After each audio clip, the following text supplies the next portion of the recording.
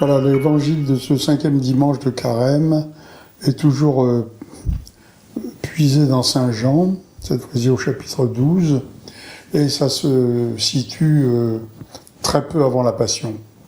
C'est les derniers enseignements de Jésus dans le temple avant la Passion.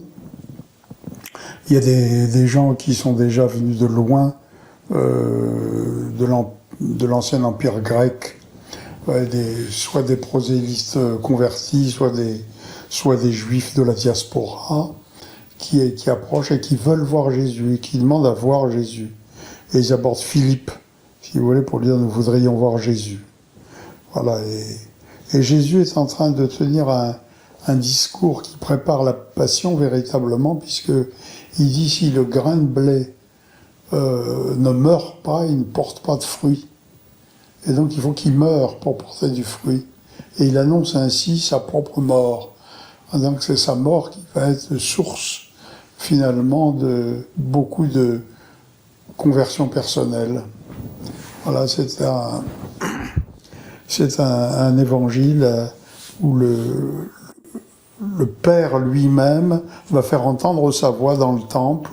Les gens seront tout à fait étonnés de certains penseront que c'est un coup de tonnerre, hein, parce que Jésus dira « Père, glorifie ton nom » et le Père fera entendre sa voix « Je l'ai glorifié, je le glorifierai encore ».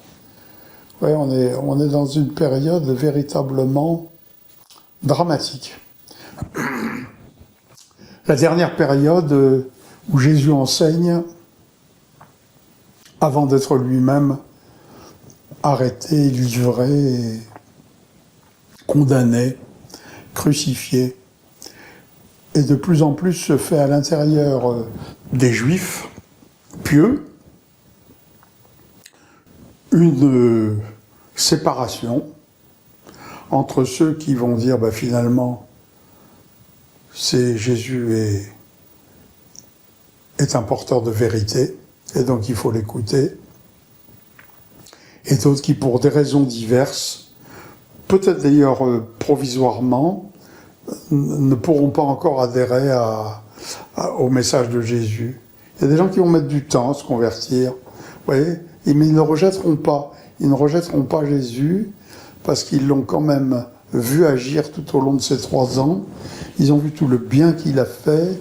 Ils ont vu le fait qu'il n'a jamais refusé le dialogue, hein, qu'il a été à la fois d'ailleurs respecté par les Romains, respecté par tous les honnêtes gens, et qu'il a attiré peu à peu un certain nombre de pécheurs, qui ont commencé à renoncer à une vie qui n'était pas conforme même, j'allais dire, à la loi juive, hein, et qui donc avait besoin d'une véritable conversion. Dans l'Évangile, on voit bien que peu à peu, et là on est vers la fin de la période d'évangélisation, on voit bien que peu à peu, il se fait à l'intérieur de la plupart des gens, de ceux qui connaissent, qui ont entendu Jésus, une séparation entre ceux qui vont finalement renoncer à un certain nombre de choses auxquelles ils étaient attachés, parce que finalement ils sont des amoureux de la vérité, et puis des gens qui vont au contraire être finalement rattrapés par leurs appétits mauvais. Donc c'est intéressant de voir que au cours de ces 3 ans d'évangélisation, une véritable un tri va se faire à l'intérieur des âmes. Vous voyez, ça va révéler véritablement chez tous ceux qui sont honnêtes leur qualité profonde, et tous ceux qui étaient douteux, ça va au contraire, pour certains, les précipiter véritablement vers le mal. Alors évidemment, un de ceux qui va renoncer de plus en plus au bien, c'est Judas. Et je crois que la chute de Judas est une des choses qui est le plus importante je crois dans la lecture de Valtorta. Quand j'ai lu les cahiers de Valtorta et que j'ai vu que Jésus avait dit à Maria, alors cette fois-ci non pas en lui révélant l'évangile, mais dans les entretiens qu'il a eus avec elle, qu'il avait dicté cette œuvre principalement pour les prêtres, je me suis dit, vraiment, véritablement, oui, c'est vrai.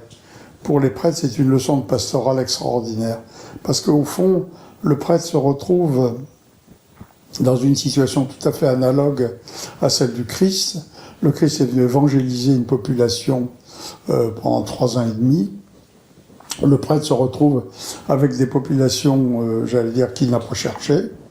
C'est le ministère qui lui confie à un moment une certaine population, et puis il y a des gens qui vont être attirés par ce qu'il dira et d'autres qui vont être repoussés. Et finalement, le tri qui se fait dans les âmes, c'est toujours un tri entre la lumière et les ténèbres, entre le bien et le mal, entre l'amour et la haine, ou le mépris. Et véritablement, c'est une leçon permanente.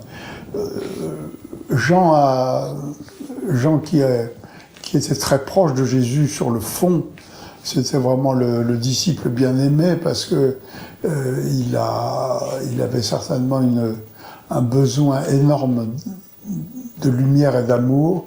Il a très bien saisi véritablement tout ce combat que Jésus a déclenché par sa parole. La parole de Jésus a été véritablement comme un glaive, Jésus l'a dit lui-même, comme un glaive qui sépare le bien du mal. Et puis, sa mort, si vous voulez, a été un don de vie pour tout le monde. Il a été lui-même bouleversé, Jésus. Quand il dit « Maintenant, mon âme est bouleversée », et qu'il dit même « Père, sauve-moi de cette heure », vous voyez, jusqu'au bout, Jésus va être obligé de lutter. Le dernier grand combat de Jésus, ça sera Gethsémani. Ça veut dire à quel point Jésus, malgré le fait qu'il est Dieu, il est vrai Dieu et vrai homme. Il a vraiment cette humanité.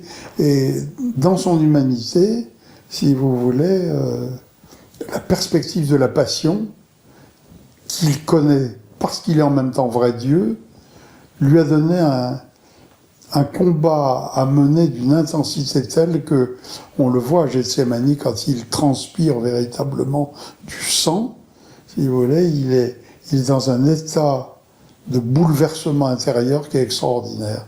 Eh bien, on commence à le voir dans les dernières pages de l'évangile de Saint Jean, avant même Gethsémani, on s'aperçoit que le combat intérieur de Jésus monte en intensité. Il est aux portes de la passion, il sait ce qui va lui arriver, il sait en même temps ce qui est le plus terrible, ce que nous ne savons pas, nous les hommes, c'est que il y a des gens qui refuseront son message, et que dans les gens qui refuseront son message, il y a son propre disciple Judas. Et ça a dû être une souffrance morale terrible pour Jésus. Vous voyez, mon âme est bouleversée. Et pourtant, c'est pour cela que je suis venu, dit-il, dans cet évangile de Saint Jean. Père, glorifie ton nom. Père, glorifie ton nom.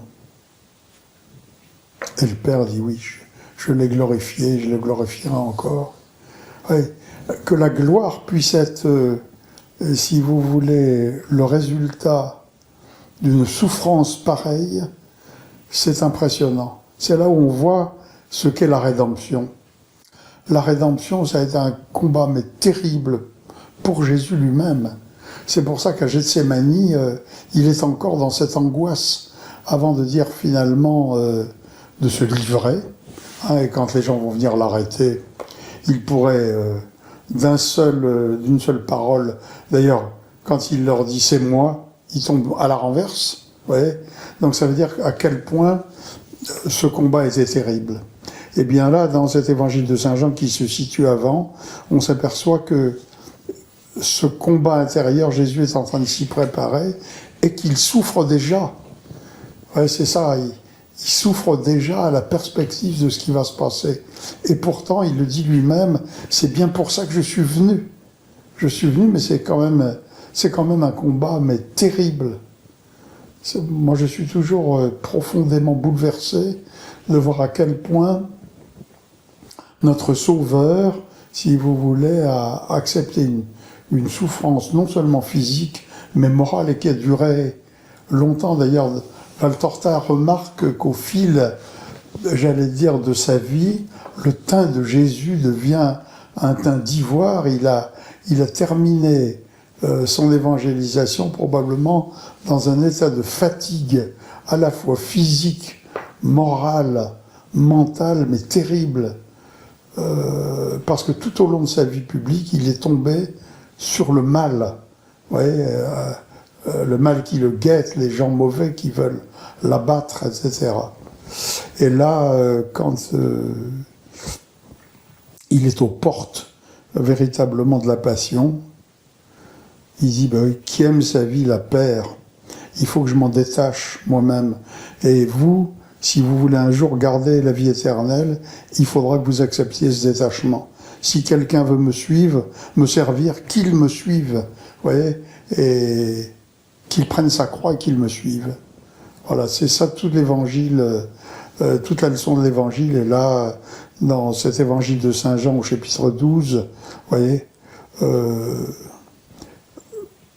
Jésus dit maintenant a lieu le jugement du monde. Le prince de ce monde va être jeté dehors. Moi, quand j'aurai été élevé de terre, j'attirerai à moi tous les hommes. Et l'évangéliste ajoute, il signifiait par là de quel genre de mort il allait mourir. Quelle terrible mort. Et ce qui est terrible, c'est de savoir à l'avance qu'on va subir cela. Nous avons la chance, nous les hommes, de ne pas connaître notre avenir, hein, mais lui connaît l'avenir, et il sait en plus que cette passion douloureuse, pour certains, ne servira à rien, et notamment chez son propre disciple Judas. Moi, je pense que ça devait être une souffrance morale terrible.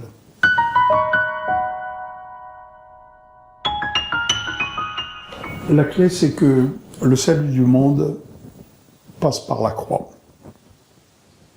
Si vous voulez, et que si nous voulons être des disciples de Jésus, il faut accepter la croix. Il faut accepter de suivre Jésus là où il a pris. Et Jésus nous a sauvés par la croix. Et on ne peut pas faire l'économie de la croix. Je crois que c'est ça la leçon de cet évangile, et c'est Jésus lui-même qui la donne. Vous voyez, on n'a même pas à interpréter l'évangile. Jésus lui-même dit: le grain ne porte du fruit que s'il meurt. Vous voyez, c'est parce que je vais être élevé de terre que vous allez être sauvés. On ne peut pas faire l'économie de la croix. Il y a beaucoup de chrétiens qui voudraient faire l'économie de la croix. Et je crois que c'est ça la leçon fantastique de cet évangile de Saint Jean, hein, évangéliste de l'amour, Saint Jean, mais pas d'un amour mièvre, pas d'un amour à l'eau de rose, vous voyez, d'un amour qui passe par la croix. Le sommet de l'amour, c'est le don de sa vie sur la croix. www.associationmariavaltorta.fr